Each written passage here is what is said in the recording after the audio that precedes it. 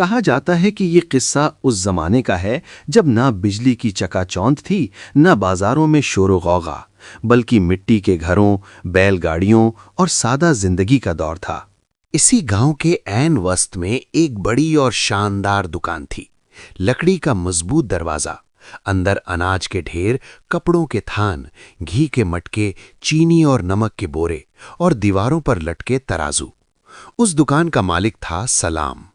सलाम गांव का सबसे मालदार आदमी समझा जाता था। उसके पास दौलत की कमी न थी। लोग कहते थे, अगर गांव में कोई रईस है तो वो सलाम है। सुबह दुकान खुलते ही लोग कतार बना लेते। कोई आटा लेने आता, कोई दाल, कोई कपड़ा, कोई बीज। सलाम बड़ी महारत से सौदा तौलता, कीमत बताता और रकम वसूल करता। उसके चेहरे पर एतमाद होता, आवाज में ठहराव और अंदाज में एक गैर महसूस गुरूर। गांव वाले उसके सामने बड़े अदब से पेश आते। अस्सलामु अलैकुम सलाम साहब, अल्लाह आपकी तिजारत में बरकत दे। मगर जब वो दुकान से निकलते तो आहिस्ता से कहते, भाई महंगा तो बहुत बेचता है, मगर करें भी क्या और कहाँ जाएं? क्योंकि वो गांव का वाहिद बड़ा ताजिर था। कोई दूसरा ऐसा न था जो शहर से माल ला सके। लोग उस पर इन्हिसार करने पर मजबूर थे। सलाम को इस बात का अंदाजा था कि वो वाहिद सहारा है, और यही एहसास उसे अंदर ही अंदर एक ताकत देता था। वो सोचता, मैं न हूं तो ये लोग एक दाना न खरीद सकें। मैं चाहूं तो कीमत कम रखूं, चाहूं तो बढ़ा दूं। और अक्सर वो कीमतें शहर के हिसाब से कुछ ज्यादा रखता। वो कहता, शहर से माल लाने में खर्च भी तो आता है, मेहनत भी है। लेकिन हकीकत ये थी कि वो नफा के लालच में कभी कभी हद से बढ़ जाता था। सलाम का घर गांव में सबसे कुशादा था। पक्की दीवारें, कुशादा सहन, अंदर खूबसूरत कालीन, लकड़ी के संदूक और अनाज के भरे हुए कोठे। बीवी, बड़ा बेटा जो शादीशुदा था, बहू और छोटा बेटा सब उसी घर में रहते थे। जाहिरी तौर पर वो एक खुशहाल खानदान था, मगर उस घर में सुकून नहीं था। कभी बहू और सास में तल्ख कलामी हो जाती, कभी बड़ा बेटा बाप से बहस कर बैठता, कभी छोटा बेटा बीमार पड़ जाता, कभी सलाम खुद बेवजह चिड़चिड़ा हो जाता। रात को जब सब सो जाते तो घर में एक अजीब सी खामोशी फैल जाती, ऐसी खामोशी जिसमें सुकून नहीं बल्कि बोझ होता था। एक रात सलाम सहन में तन्हा बैठा था। आसमान पर चांदनी फैली हुई थी। उसने आहिस्ता से खुद से कहा, मेरे पास सब कुछ है, फिर दिल को करार क्यों नहीं? उसे यूं महसूस होता जैसे घर की दीवारों पर कोई अनदेखी बेचैनी साया बनकर चिपकी हुई है। गांव के लोग उसके सामने तो झुकते, मगर दिलों में एक चुभन रखते। एक दिन दो किसान दुकान से निकले तो एक ने दूसरे से कहा, भाई सलाम साहब अमीर जरूर हैं, मगर रहम कम करते हैं। दूसरे ने आ भरी, मजबूरी है, बीज और खाद इन्हीं से लेनी पड़ती है, अल्लाह ही बेहतर करे। ये आहें, ये दिल की बातें, ये खामोश शिकवे आसमान तक जाते थे, मगर सलाम को इसका एहसास न था। वो समझता था कि लोग हसद करते हैं। एक दिन हस्बे मामूल वो शहर सामान खरीदने गया। शहर में एक कदीम मस्जिद थी जिसके बारे में मशहूर था कि वहां एक अल्लाह वाला दरवेश रहता है। लोग उसे बाबा जी कहते थे। कहते थे कि वो दिलों का हाल जान लेते हैं, उनके पास बैठने से दिल हल्का हो जाता है। सलाम ने सोचा, चलो देखते हैं, शायद मेरे घर की बेसुकूनी का कोई राज हो। नमाज के बाद वो अदब से हुजरे के दरवाजे तक पहुंचा। अंदर एक बुजुर्ग सफेद लिबास में बैठे थे, आंखें बंद, लबों पर जिक्र इलाही। सलाम ने धीरे से कहा, अस्सलाम वालेकुम बाबा जी।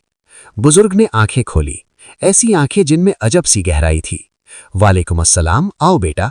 सलाम ने अपना हाल बयान किया, दौलत, घर, झगड़े, बीमारी, बेसुकूनी। बाबा जी खामोशी से सुनते रहे, फिर आहिस्ता से बोले, बेटा तुम्हारा पेशा क्या है? मैं ताजिर हूं, करियाने की बड़ी दुकान है। बाबा जी ने कुछ लम्हे आंखें बंद की, फिर नरमी से कहा, बेटा तुम्हारा पेशा हलाल है, मगर तुम्हारी कमाई। ये सुनकर सलाम के दिल में जैसे बिजली सी कौंध गई। बाबा जी, मैं तो हलाल चीजें बेचता हूं। बुजुर्ग ने गहरी नजर से देखा, हर हलाल चीज बेचना हलाल कमाई नहीं बनाता। कभी सोचा है तुम्हारी दौलत में बरकत क्यों नहीं? सलाम खामोश हो गया। बाबा जी ने फरमाया, 1 महीना अपनी सारी कमाई जमा करो, घर का खर्च पुरानी रकम से चलाना, फिर पूरा हिसाब मेरे पास ले आना। सलाम के दिल में शक भी था और उम्मीद भी। वो वापस घोड़े पर सवार हुआ तो रास्ते भर सोचता रहा, ये बुजुर्ग मेरे पैसों से क्या करेंगे? अगर ये धोखा हुआ तो? अगर सच हुआ तो? उसके दिल में पहली बार अपने बारे में सवाल उठा था। और यही सवाल उसकी जिंदगी बदलने वाला था। सलाम जब शहर से वापस गांव लौटा तो उसके दिल में एक अजीब सी कशमकश जारी थी। घोड़े की टापों की आवाज मिट्टी की पगडंडी पर गूंज रही थी, मगर उसके जहन में सिर्फ एक ही जुमला गूंज रहा था, तुम्हारी कमाई। वो जुमला जो बाबा जी ने आहिस्तगी से कहा था, मगर जो अब उसके दिल पर हथौड़े की तरह पड़ रहा था। घर पहुंचकर उसने किसी से कुछ न कहा, बस खामोशी से अपने कमरे में गया, संदूक खोला और एक अलग थैली निकालकर रख दी। वही थैली जिसमें अब 1 महीने की कमाई जमा होनी थी। अगली सुबह वो हस्बे मामूल दुकान पर बैठा।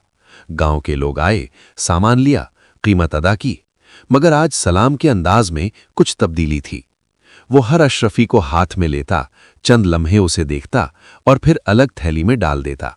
दिल कहता, देखना 1 महीने बाद ये सब बाबा जी को देना है, मगर दिमाग कहता, अगर उन्होंने रख लिए तो।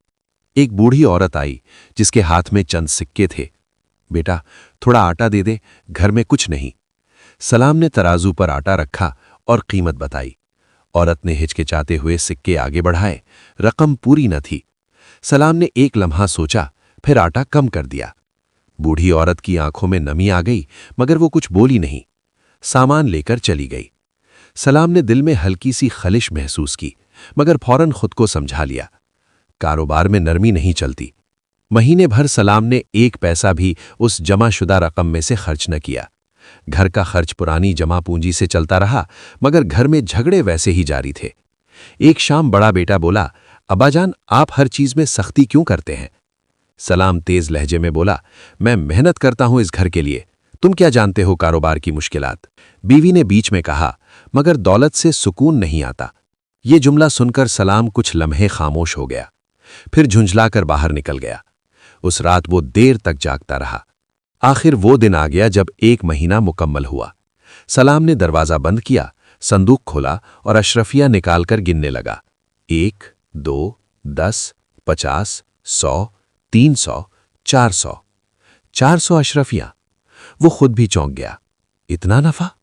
उसने अशरफियां दोबारा गिनी, फिर उन्हें मजबूती से थैली में बांध दिया। दिल में अजीब सा एहसास था, फख्र भी, खौफ भी।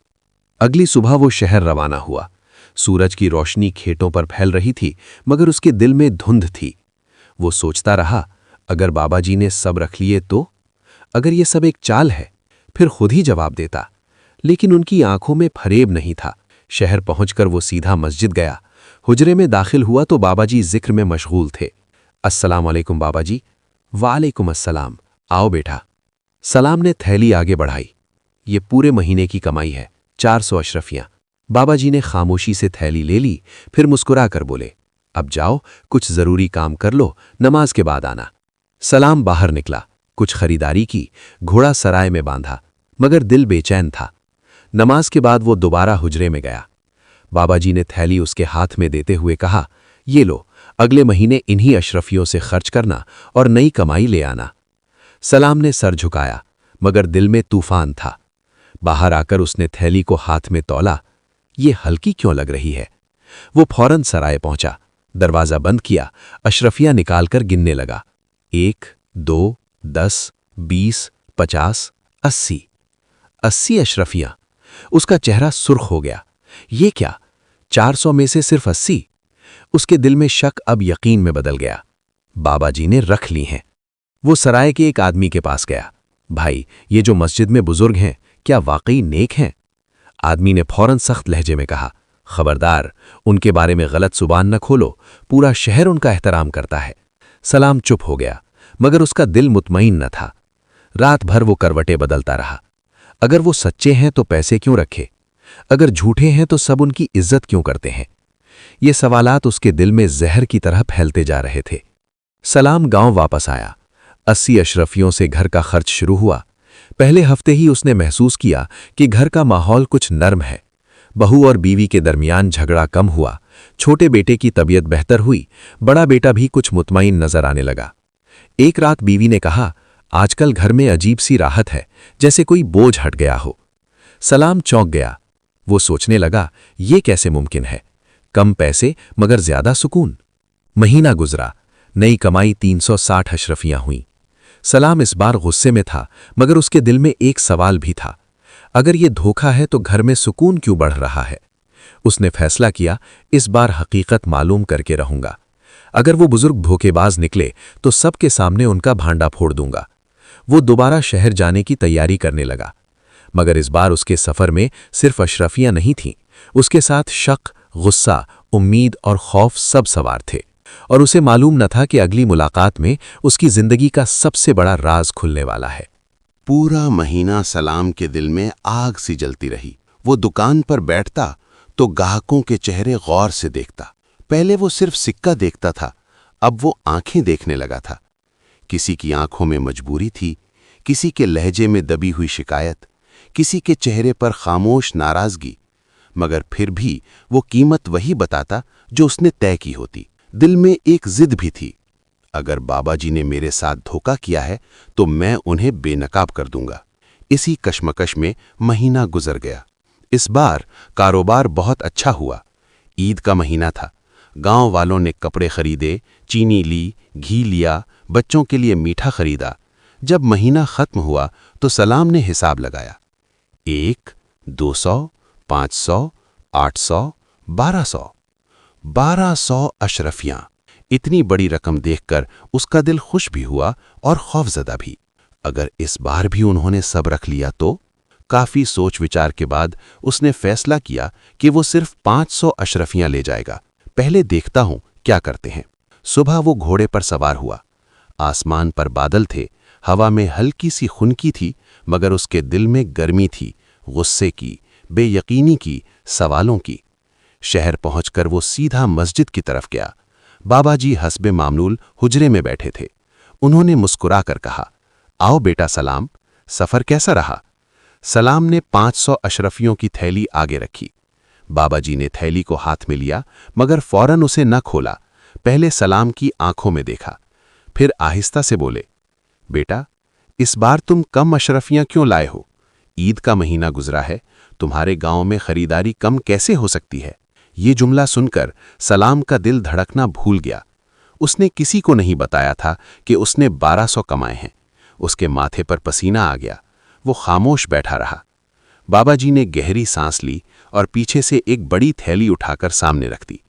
उसमें अशरफियां भरी थीं। उन्होंने 500 में से सिर्फ 110 अशरफियां निकालकर अलग रख दी, बाकी सब बड़ी थैली में डाल दी। फिर मोहब्बत भरे मगर मजबूत लहजे में बोले, बेटा सलाम, अब वक्त आ गया है कि तुम हकीकत सुनो। बाबा जी ने कहला शुरू किया, तुम्हारे गांव में तुम वाहिद बड़े ताजिर हो। लोग तुम पर इन्हिसार करते हैं। तुम जो कीमत बताते हो वही देते हैं। सलाम ने आहिस्ता से कहा, कारोबार में नफा लेना तो जायज है। बाबा जी ने सर हिलाया, नफा लेना जायज है, मगर जुल्म करना जायज नहीं। ये अल्फाज ऐसे थे जैसे किसी ने उसके सीने पर दस्तक दी हो। बाबा जी बोलते रहे, तुम शहर से माल मुनासिब कीमत पर लाते हो, मगर गांव में उस पर हद से ज्यादा नफा रखते हो। तुम जानते हो कि वो मजबूर हैं, उनके पास और कोई रास्ता नहीं। तुमने उनकी मजबूरी को अपनी ताकत बना लिया। सलाम की आंखें झुक गईं।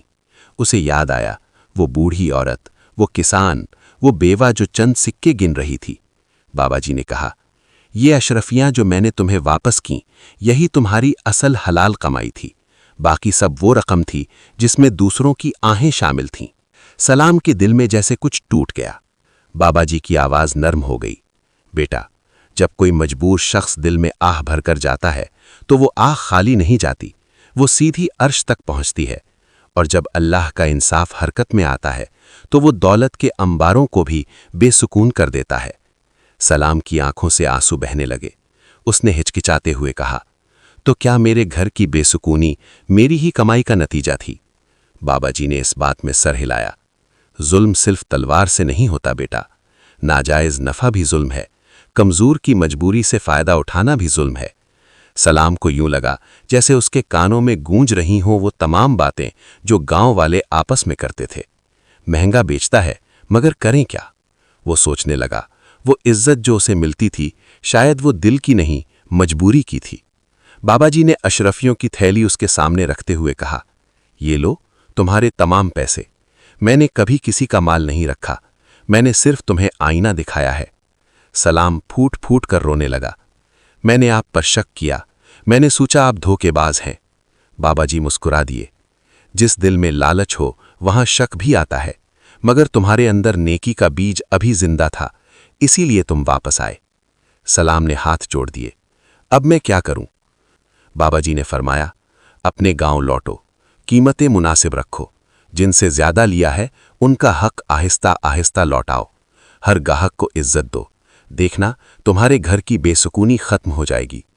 फिर उन्होंने आहिस्ता से कहा, याद रखो, कम कमाई में बरकत हो तो वो ज्यादा लगती है, और जुल्म की कमाई समंदर भी हो तो प्यास नहीं बुझाती। सलाम ने बाबाजी के हाथ चूमे। आंखों में नदामत थी, दिल में तौबा। वो हुजरे से निकला तो वो वही शख्स नहीं था जो अंदर गया था। उसके कदम हल्के थे मगर दिल बोझल, अपने माजी के बोझ से। मगर उस बोझ के साथ एक रोशनी भी थी, इस्लाह की रोशनी। सलाम जब शहर से वापस लौटा तो सूरज गुरूब हो रहा था। आसमान सुर्खी में डूबा हुआ था, जैसे किसी ने आग को नर्म रोशनी में बदल दिया हो।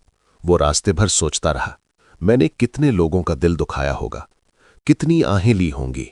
गांव के करीब पहुंचा तो उसे बच्चे खेलते दिखाई दिए, वही बच्चे जो अक्सर उसकी दुकान से मिठाई लेते थे मगर कीमत सुनकर आधा सामान वापस रख देते थे।